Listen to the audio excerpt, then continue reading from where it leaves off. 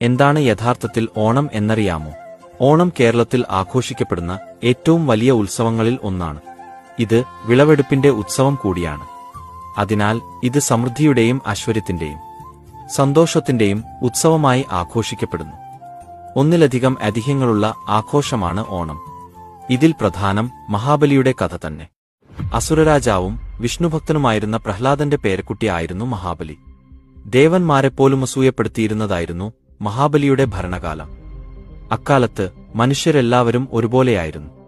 ഗള്ളവും ചതിയും പൊളിവചനങ്ങളും ഇല്ലായിരുന്നു. ഐശ്വര്യത്തിന്റെ ഭഗവതി ആയ മഹാലക്ഷ്മി മാവേലിയുടെ രാജ്യത്തിൽ വിളയാടി. എങ്ങും എല്ലാവർക്കും സമൃദ്ധിയായിരുന്നു.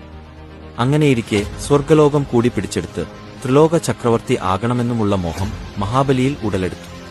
ഭയചകിതരായ ദേവന്മാർ മഹാവിഷ്ണുവിനെ അഭയം പ്രാപിച്ചു.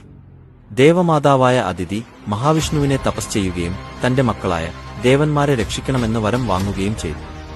മഹാബലി വിശ്വജിത്ത് എന്ന യാഗം ചെയ്യവേ വാമനനായി അവതാരമെടുത്ത മഹാവിഷ്ണു അവിടേക്ക് എത്തി. തുടർന്ന് മഹാബലിയോട് വാമനൻ ഭിക്ഷയായി 3 അടി മണ്ണ് ആവശ്യപ്പെട്ടു.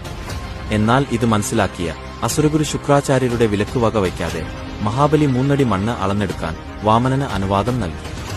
വാമന രൂപത്തിൽ വന്നത് ഭഗവാൻ ആണെന്ന് മഹാബലി മനസ്സിലാക്കിയിരുന്നു.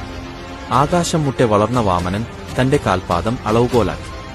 ആദ്യത്തെ 2 അടിക്ക് തന്നെ സ്വർഗവും ഭൂമിയും പാതാളവും അളന്നെടുത്തു. 3ാമത്തെ അടിക്കായി സ്ഥലമില്ലാതെ വന്നപ്പോൾ മഹാബലി തന്റെ ശിരസ് കാണിച്ചുകൊടുത്തു. സംപ്രീതനായ വാമനൻ തന്റെ പാദസ്പർശത്താൽ മഹാബലിയെ അഹങ്കാരത്തിൽ നിന്ന് മോചിതനാക്കി. സ്വർഗത്തേക്കാൾ ശ്രേഷ്ഠമായ സുതലത്തിലേക്ക് ഉയർത്തി. അടുത്ത മന്വന്തരത്തിലെ ഇന്ദ്രനായി വാഴിക്കാമെന്ന് വരം നൽകുകയും ചെയ്തു.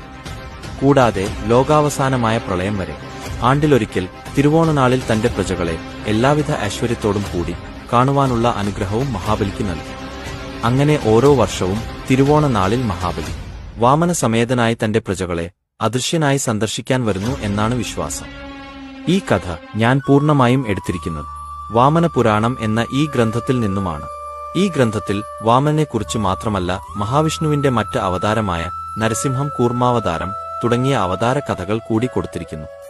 ഞാൻ ഈ ഗ്രന്ഥം വാങ്ങിയത് എങ്കിലും എന്റെ കൃഷ്ണ ഡിവോട്ടി സ്റ്റോറിൽ നിന്നുമാണ്. നിങ്ങൾക്കും ഈ ഗ്രന്ഥത്തെക്കുറിച്ച് അറിയുവാനും പഠിക്കുവാനും ആഗ്രഹമുണ്ടെങ്കിൽ ഞാൻ അവരുടെ നമ്പർ കമന്റ് ബോക്സിൽ നൽകുന്നതാണ്. അതിലേക്ക് മെസ്സേജ് ചെയ്താൽ മതി.